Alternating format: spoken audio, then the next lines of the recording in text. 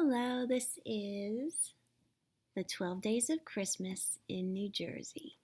It is a parody on the song The 12 Days of Christmas.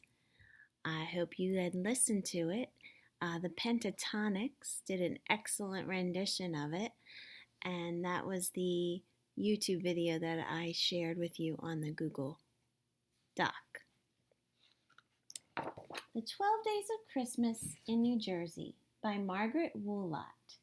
She actually wrote the 12 Days of Christmas for every state in the United States. So it's really a history lesson, which I think is really nice. I learned a lot when I read this. Dear Susan, Merry Christmas, cousin. I hope your holiday is off to a super start. Mine sure is, and that's because, as usual, Mom, Dad, and I are planning a bunch of cool trips around New Jersey. We're just missing one thing, you. Would you come and join us for a Christmas vacation? We'll have amazing adventures. We'll take the great state of New Jersey by storm. New Jersey's my favorite place in the whole world, and I know you'll love it too. Here in the Garden State, we're close to shiny cities and small nifty towns, just like Vineland. There are apples to pick, mountains to climb, beaches to comb. You name it, we've got it. I can't wait to show you around. See you soon, Andy.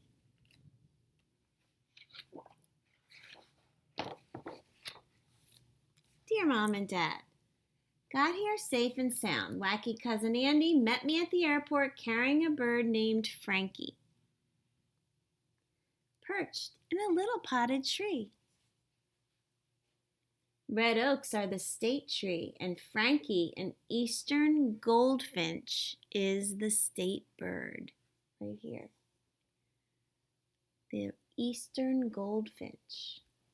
Frankie is small and flashy with yellow and black feathers. I must admit he is an extra special goldfinch. When I give him sunflower seeds, his favorite treats, he croons like Frank Sinatra, a famous New Jersey singer. A lot of musicians are from New Jersey. John Bon Jovi, Frankie Valli, Frank Sinatra, Bruce Springsteen. I probably could go on and on. Whitney Houston. Frankie's tree is small now, but Andy says red oaks grow to be really, really tall and have pretty red leaves every fall. On the way home, we stopped in Haddonfield, New Jersey, a town where very famous dinosaur fossils were found. The skeleton of Hattie the Haddosaurus, a duck-billed plant eater, was unearthed there in 1858. At the time, it was the most complete dinosaur skeleton ever found, and its discovery convinced people that dinosaurs really had lived on Earth. When the Haddosaurus was alive, it was taller than a house.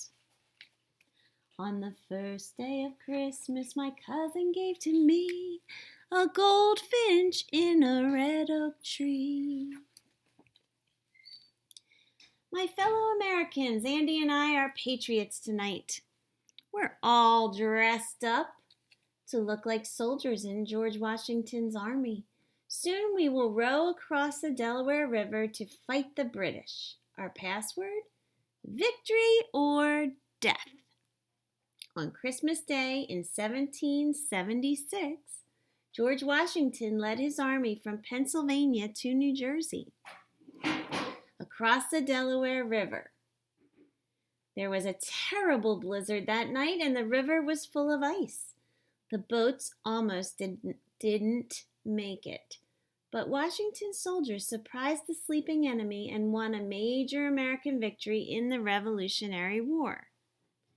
Patriots everywhere cheered. Now, every year at Christmas time, New Jersey celebrates Patriots Week by reenacting Washington's crossing of the Delaware. Andy says,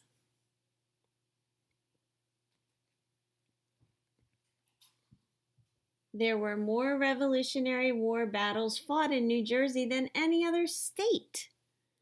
Washington's army camped here lots of times too, and that's why New Jersey is still called the crossroads of the Revolution. Patriotically yours, Susan. On the second day of Christmas, my cousin gave to me a goldfinch in a red oak tree. Let me reread that. Sorry about that. On the second day of Christmas, my cousin gave to me 2 patriots and a goldfinch in a red oak tree. There were more than 2 patriots on that ship, by the way. Hi, Mom and Dad. Today, 3 balls of fur named Max, Millie, and Mort joined the family. These are no ordinary pups. They're super dogs. And Andy volunteered to raise the puppies for a guide dog school, the Seeing Eye in Morristown, New Jersey, which is North New Jersey, closer to New York area. Andy, now families all over New Jersey raise puppies for this special school in Morristown. It's a guide dog school, the first guide dog school in the United States. Andy takes his pups to lots of places, even to his own school, so that they'll be comfortable anywhere, and he's teaching the pups to be kind and obedient, which will help them be good guide dogs. In a year and a half, when they're old enough, Max, Millie, and Mort will move back to Morristown. They'll learn how to guide blind people safely on busy streets, in stores and at unfamiliar houses, or anywhere their owners want to go. When they graduate from the Seeing Eye school, these super doggies will be lifesavers. Puppy kisses, Susan. On the 3rd day of Christmas, my cousin gave to me 3 smart pups, 2 patriots, and a goldfinch in a red oak tree. Giddy up, Mom and Dad. Andy's favorite way to see New Jersey is to take a ride on the state animal, a horse. The U.S. equestrian team trains Olympic horses and riders here, and there's even a picture of a horse on the state seal. In fact, there are more horses per square mile in New Jersey than any other state. So today, Andy and I saddled up some frisky colts and went for a ride. We followed twisty trails through snowy woods, riding up, down, and around beautiful mountains and lakes. We passed lots of pretty horse farms where horses are raised and raced. Andy likes getting around New Jersey on a horse, but people here zip everywhere in lots of different ways.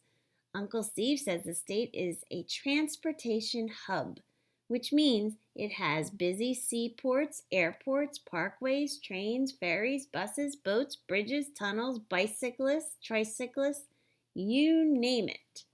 Zoom, zoom. Susan. On the 4th day of Christmas, my cousin gave to me 4 prancing colts, 3 smart pups, 2 patriots, and a goldfinch in a red oak tree. Hi, Mom and Dad. Early visitors to New Jersey weren't met by Frankie the goldfinch at an airport. Instead, many were guided safely to shores by lighthouses. Some of the New Jersey nifty historic lighthouses are still open to visitors like Andy and me. Today we saw Sandy Hook Light, the oldest operating lighthouse in the United States, which started guiding ships in 1764. Then there's the Cape May Lighthouse, where a huge electric bulb was installed in 1938. Its golden beam could be seen 19 miles out to sea. We also visited the Hereford Inlet Lighthouse on the National Registry of Historic Places and the East Point Lighthouse, where custodians once lived for free. The custodians' pay wasn't great, though. He only earned $1 per year. What? $1 per year. The most famous light to guide folks to New Jersey is the Statue of Liberty's Golden Torch.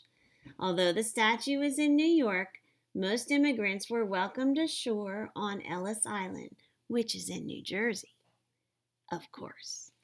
Love, Susan.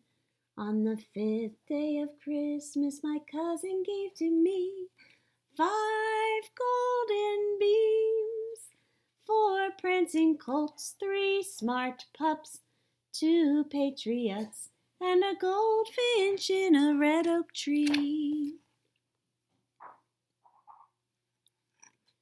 Hi, Mom and Dad. Did you know that Andy is an amazing sandcastle artist?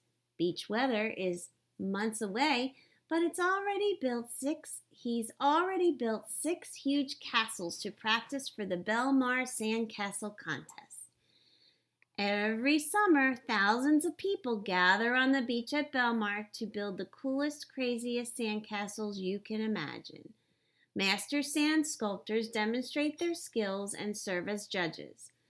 There are people strolling on the beach building sandcastles. I've made up my mind I want to be a master sand sculptor.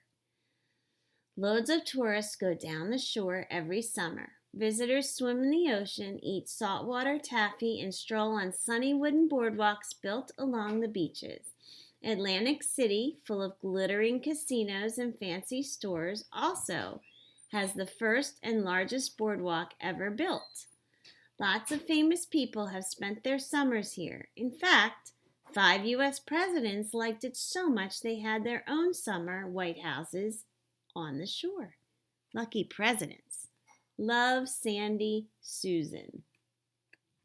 On the 6th day of Christmas, my cousin gave to me 6 sandy castles, 5 golden beams, 4 prancing colts, 3 smart pups, 2 patriots, and a goldfinch in a red oak tree. Dear Mom and Dad, the most famous creature in all of New Jersey isn't the Haddosaurus, it's that spooky Jersey Devil. According to legend, a 2-legged beast with wings and a tail roams New Jersey's Pine Barrens. Some think this devil is crazy, but Native American stories tell of a friendly protector of the forest. Seeing it is even supposed to be good luck. The Pine Barrens are definitely worth protecting. This beautiful stretch of forest was the first place in the United States to be declared a national reserve. The area is home to some of the purest water in the country and many neat plants, like colorful flowering orchids and carnivorous insect-eating pitcher plants. Yikes! My favorite Jersey Devils are the hockey team. After a hike in the Barrens, Andy and I went to a game. We saw 7 Devils, 6 players, and a friendly mascot play a great game. Now I've got some luck to spare. Love, Susan. On the 7th day of Christmas, my cousin gave to me 7 Jersey Devils, 6 sandy castles, 5 golden beams, 4 prancing colts, 3 smart pups, 2 patriots, and a goldfinch in a red oak tree.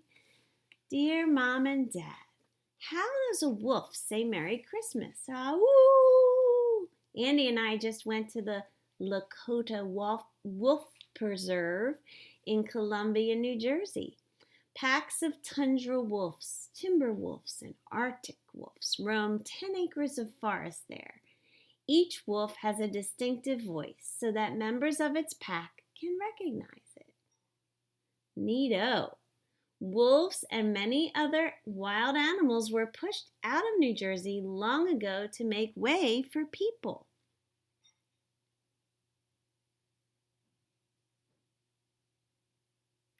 With so many humans around, naturalists are working hard to make sure that animals and wild places are protected.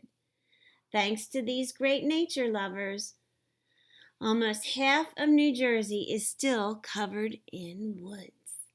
Later on, we'll visit the Great Swamp National